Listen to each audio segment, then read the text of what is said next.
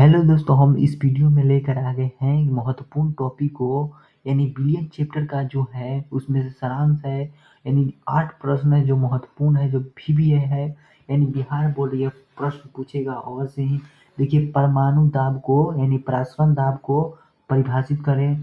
किसी विलयन में मोलरता एवं मोललता में अंतर समझाएं। राउट के नियम को लिखा। आदर्श आदर्श और अनादर्श घोल क्या है। हेनरी के नियम को लिखें। राउट के वाष्प दाब के अपेक्षित अवनमन की व्याख्या करें। हिमांक के अवनमन से आप क्या समझते हैं। प्रतिलोम परासरण से आप क्या समझते हैं। ये सारे प्रश्न भी हैं, यानी 100% ही बिहार बोर्ड में पूछेगा। क्लास 12 का है केमिस्ट्री, यानी चैप्टर नंबर 2 का है, विलियन चैप्टर का है, ये भी है।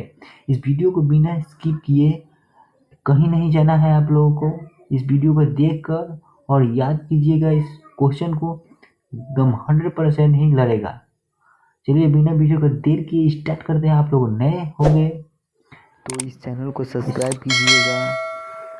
चलिए बिना वीडियो को देर किए स्टार्ट करते हैं। देखिए हम लोग पहले जानेंगे। देखिए इस टाइप से लिखिएगा आप लोग। पहले लिखेंगे प्रश्न संख्या। इस कॉपी को जो बिहार बोर्ड देता है कॉपी लिखने के लिए, क्वेश्चन देता है, और आप लोग लिखिएगा जब, तो यहाँ लिखिएगा प्रश्न संख्या 1 और उसके बाद में लिखिएगा प्रसरण दाब, यानी जो पूछा है प्रसरण दाब यहाँ पर पूछा है। देखिए यहाँ पर पूछा है कि प्रसरण दाब को लिखें, यानी परिभाषित करें। तो यहाँ पर हम लिखे हैं, देखिए यहाँ पर लिखे हैं कि प्रश्न संख्या 1, यानी प्रश्न संख्या 1 में पूछा हुआ है कि प्रश्न संख्या 1 लिख के उसके बाद में लिखे है प्रासन्न दाब। अब उसका परिभाषा लिखे हैं यहाँ पर। तो देखिए, उच्च सांद्रता वाले विलयन पर लगाया गया बाहरी बल जो विलायक के अनुसार, यानी विलायक के अनुसार अणुओं का प्रवाह अर्धपरिगम्य झिल्ली से रोक दे, परासरण दाब कहलाता है। यानी देखिए जो यहाँ पर लिखे हैं प्रसरण दाब, फिर समझिएगा कि सांद्रता यानी उच्च सांद्रता वाले विलयन पर लगाया गया बाहरी दाब जो विलायक के अणुओं का प्रवाह अर्धपारगम्य झिल्ली से रोक दे, परासरण दाब कहलाता है। यहाँ फिगर में देखिए, यहाँ लिखेंगे, पहले हम चित्र से लिखे हैं, तो यहाँ लिखेंगे कि चित्र के अनुसार, यहाँ लिख कर उसके बाद में चित्र बना देंगे आप ऐसा। अब यहाँ पर लिख देंगे इसमें अधिक सांद्रता वाला विलयन, और फिर इस साइड में लिखेंगे कि कम सांद्रता वाला विलयन, और बीच जो है इसको कहेंगे अर्धपारगम्य झिल्ली। और इसको पॉइंट में जो लिखेंगे, पॉइंट में देखे कि इसे पाई या पी से सूचित किया जाता है। इसे देखिए यहाँ पर कि इसे पाई या पी से सूचित किया जाता है। किसको? तब परासरण दाब को सूचित किया जाता है। और फिर यहाँ पर लिखेंगे पी या पाई बराबर सी आर टी। अब इसका मतलब बताएंगे कि सी क्या है, आर क्या है, टी क्या है। तो यहाँ पर लिखेंगे जहाँ देकर ऐसा बना देंगे, और उसके बाद में लिखेंगे पी या पाई। पाई यानी पी या पाई परासरण दाब है, और जो आर है कैपिटल आर, वो विलाय यानी विलयन स्थिरांक है, और जो सी है कैपिटल वो सांद्रता है, और टी जो है कैपिटल में वह ताप है। तो इसका बात समझ गए सी आर टी का। अब उसके बाद में नीचे आएंगे, इसका C बराबर में N/V फॉर्मूले है। अब इसको भी बताएंगे कि N क्या है, V क्या है। तो यहाँ पर नीचे लिखे हैं, यहाँ देकर कि N बराबर में मोलों की संख्या, और V जो है आयतन में लीटर में है, यानी आयतन है V और लीटर में होगा। यहाँ पूरा फॉर्मूला आ जाएगा आप लोगों का कि N बराबर में N, यानी यह कहने का अर्थ है कि पाई बराबर N/V RT, यह पूरा फॉर्मूला हो गया। अब हम लोग आएंगे नेक्स्ट क्वेश्चन पर, जो पूछा है कि विलयन यानी किसी विलयन की मोलरता एवं मोलालता में अंतर समझाइए।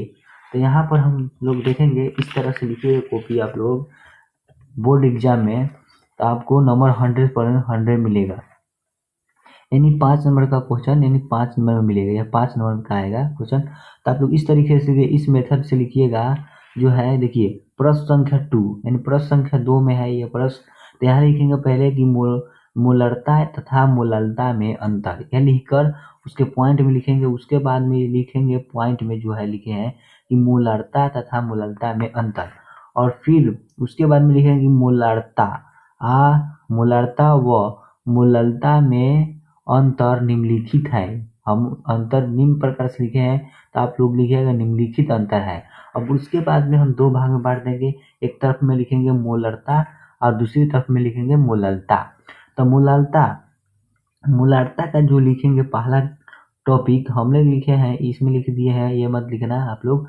हम लिख दिए हैं कि मोलरता में विलयन के आयतन पर विचार करते हैं। तो हम नीचे विचार किए हैं कि एक नंबर में लिखे हैं पॉइंट नंबर 1 में कि 1 लीटर विलयन में उपस्थित विलेय के मोलों की संख्या को मोलरता कहते हैं। बात सही है।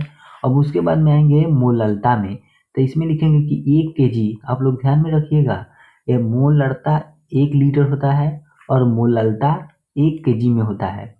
तो 1 केजी विलयन में उपस्थित विलेय के मोलों की संख्या को मोललता कहते हैं। ये हो गया। अब आएंगे दूसरा टॉपिक नंबर में, यानी मोलरता में आएंगे। तो मोलरता में लिखेंगे दूसरा टॉपिक, इसका दूसरा पॉइंट लिखेंगे कि इसका मात्रक मोल प्रति लीटर होता है, और मोललता का मात्रक यानी इसका मात्रक मोल प्रति केजी होता है। और इसका तीसरा पॉइंट लिखेंगे कि इसे कैपिटल एम से, किसे, तो मोलरता को कैपिटल एम से सूचित करते हैं। और जहाँ यहाँ लिखेंगे यानी मोललता को लिखेंगे इसे स्मॉल एम से सूचित करते हैं। उसके बाद में लिखेंगे चौथा पॉइंट लिखेंगे कि मोलरता ताप द्वारा प्रभावित होता है, यानी मोलरता ताप द्वारा प्रभावित होता है। और इसमें लिखेंगे मोललता ताप द्वारा प्रभावित नहीं होता है। अब उसका दोनों का फॉर्मूला यहाँ दे देंगे। ये है फॉर्मूला कि m बराबर में NB बटा में VT लीटर में गुणे में 100 से। अब यहाँ लिखेंगे कि m बराबर में NB बटा में WA ग्राम में, तो ग्राम में जब होगा तो 1000 से भाग दे देंगे, यानी 1000 से गुना कर देंगे, काट देंगे। यही हो गया। अब हम लोग आगे तीसरा प्रश्न पर, यानी राउड के नियम को लिखें। क्या है? राउड के नियम को लिखें। तो राउड के नियम को लिखें, तो हम यहाँ लिखे हैं, देखिए राउड के नियम ऐसे लिखिएगा आप लोग, प्रश्न संख्या 3 दीजिएगा और उसके बाद में लिखेंगे राउल्ट के नियम। पहले ये लिखेंगे राउल्ट के नियम, उसके बाद में लिखेंगे कि किसी द्रव्य विलयन यानी द्रव प्लस में द्रव में प्रत्येक द्रव का आंशिक दाब उसके विलयन में मोल अंश के समानुपाती होता है। अब उसके बाद में लिखेंगे कि चित्र के अनुसार, यहाँ लिखेंगे चित्र के अनुसार, यहाँ चित्र बना देंगे और फिर लिखेंगे द्रव 1 और द्रव 2। अब यहाँ से जो गैस निकलेगा, यहाँ पर ढक्कन ऊपर लगा हुआ है, इस पर दाब आरोपित करेगा, यानी इस पर धकेलेगा।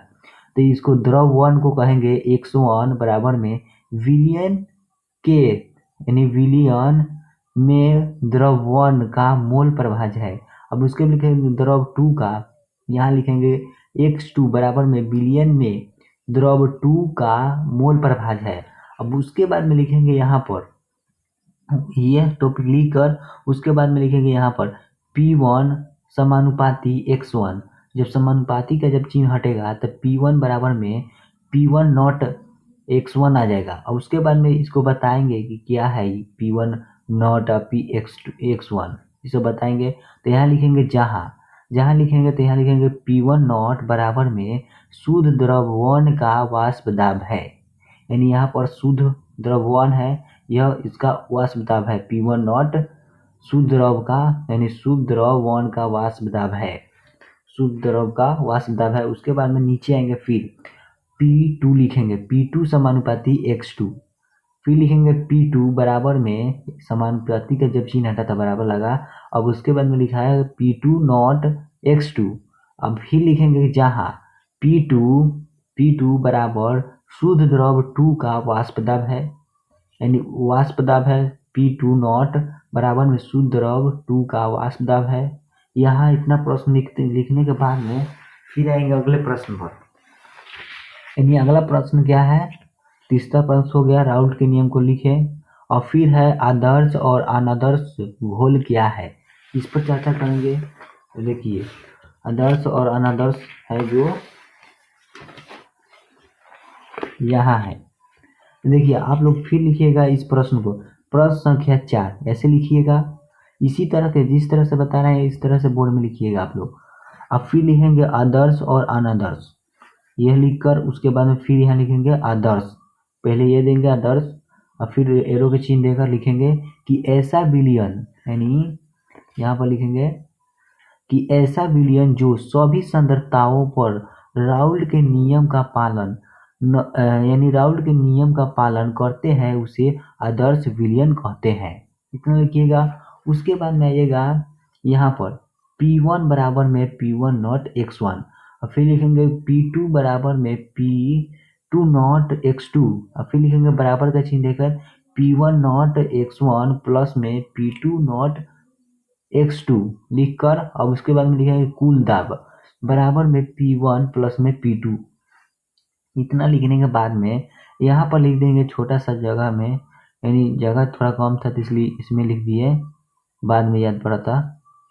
तो यहाँ लिखेंगे आप लोग, यहाँ लिखेंगे जहाँ तक P1 नॉट यानी P1 नॉट शुद्ध द्रव 1 का वाष्प दाब है और P2 नॉट शुद्ध द्रव 2 का वाष्प दाब है, ये लिखकर उसके बाद में नीचे आ जाइएगा, यानी अनादर्श यानी जो है अनादर्श, उसके बाद में डैश देकर लिखिएगा कि जब कोई विलयन सभी सांद्रताओं पर राउल्ट के नियम का पालन नहीं करते हैं तो वे अनादर्श विलयन कहलाते हैं।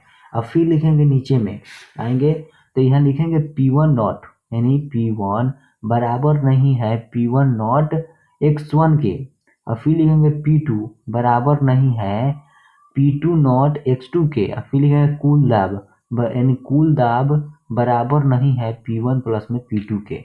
इतना लिखिए। अब उसके बाद में आएंगे प्रश्न संख्या 5वां पर।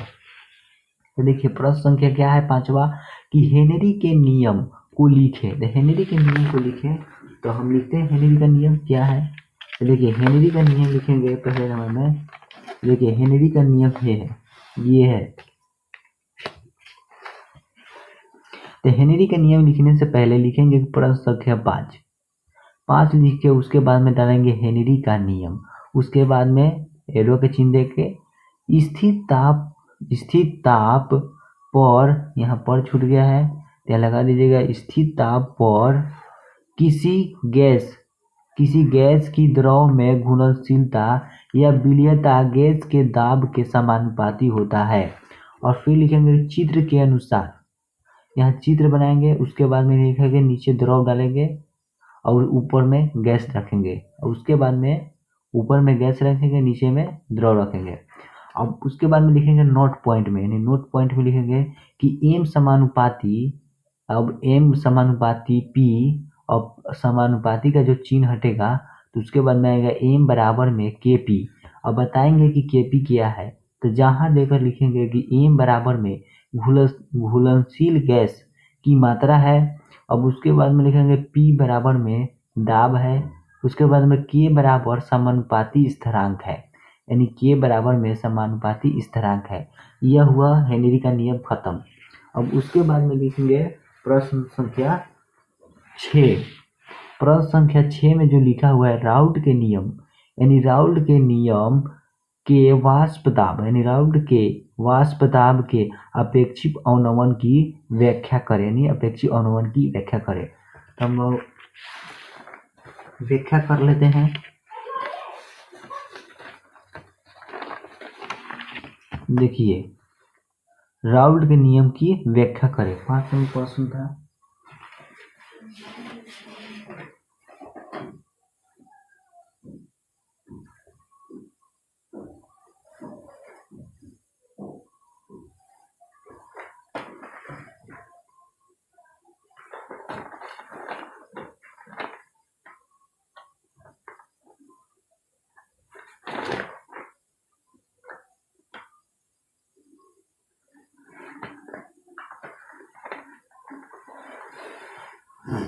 ये में चल गया है, क्या चल गया है, ये है राउल्ट के वाष्प दाब के सापेक्ष अवनमन, सापेक्ष अवनमन क्या है, वाष्प दाब के सापेक्ष अवनमन यही है। तो हम लोग लिखेंगे पहले प्रश्न संख्या 8। प्रश्न संख्या 8 में है, प्रश्न संख्या 8 में ये क्वेश्चन है, हम इसके बाद में लिखे हैं। तो देखिए पहले लिखिएगा प्रश्न संख्या 8, उसके बाद में लिखिएगा राउड के वाष्प के सापेक्ष अवनमन, ये लिखकर उसके बाद में लिखिए नियम कि नियत तापक्रम पर वाष्पशील द्रवों के विलयन में प्रत्येक अवयव का आंशिक दाब विलयन में उसके मूल अंश के समानुपाती होता है। उसके बाद में लिखिएगा अर्थात पी ए बराबर में पी ए नॉट इंटू में ए, फिर इसको बाद में लिखिएगा पी ए बराबर में P B not into P, यहाँ पर बी होगा, और लिखेंगे P1 बराबर में P1 नॉट x1 के, फिर P2 लिखेंगे P2 बराबर में P2 नॉट x2 के, और फिर लिखेंगे नीचे में कि नियतः प्रक्रम पर किसी विलयन के वाष्प दाब का सापेक्षिक अवनमन उसके अवाष्पशील विलय के मूल अंश के बराबर होता है। अर्थात यहाँ लिखेंगे P1 not minus P2 not बटा में PA नॉट इंटू में इसको कहेंगे चाई यानी XB, इसको कहेंगे चाई। उसके बाद में यह राउल का नियम वाष्प दाब का खत्म हो गया। उसके बाद में आएगा प्रश्न जो है हिमांक में अवनमन, यानी इसके बाद में आएगा हिमांक में अवनमन। देखिए यह है हिमांक में अवनमन, यहाँ है देखिए हिमांक के अवनमन से आप क्या समझते हैं, हिमांक के अवनमन से आप क्या समझते हैं, यहाँ देखिए कि हिमांक में, देखिए हिमांक के अवनमन से आप क्या समझते हैं, यहाँ लिखेंगे हिमांक के अवनमन से कहाँ है, तो यहाँ है, देखिए हिमांक का अवनमन से यह है। तो आप लोग डालिएगा प्रश्न संख्या 7, हम 7 लिख दिए है कि प्रश्न संख्या 7। अब उसके बाद में लिखिएगा हिमांक में अवनमन लिखकर उसके बाद में नीचे लिखिएगा जब किसी शुद्ध विलायक, यानी यहाँ पर लिखेंगे कि जब किसी शुद्ध विलायक में किसी अवाष्पशील विलय को घोला जाता है तो विलायक का हिमांक घट जाता है। विलायक का हिमांक कम होने की यह घटना या प्रक्रिया हिमांक में अवनमन कहलाता है। अब उसके बाद में नीचे भी लिखेंगे कि यदि शुद्ध विलायक का हिमांक T यानी बराबर में T तथा विलयन का हिमांक TS, तो हिमांक में अवनमन बराबर T माइनस में TS, यहाँ आएगा डेल्टा TF बराबर में T माइनस में TS हो गया, यह हिमांक में अवनमन। उसके बाद में प्रश्न पूछा है कि प्रतिलोम प्रसारण से आप क्या समझते हैं, प्रतिलोम प्रसारण, तो हम लिखेंगे यहाँ पर देखिए पहले लिखेंगे प्रश्न संख्या 6, अब उसके बाद में लिखेंगे प्रतिलोम प्रसारण, यानी इसको कहेंगे उल्टी प्रसारण कह सकते हैं।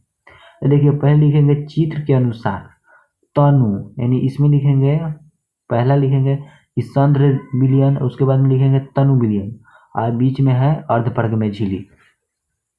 वह उसके बाद में डिफिनीशन लिखेंगे इसका कि वह दाब जिससे विलयन में उपस्थित विलायक के अणु अर्धपर्ग में झिल्ली को पार कर शुद्ध विलायक की ओर प्रवाहित होने लगता है, उसे प्रतिलोम प्रसारण कहलाता है।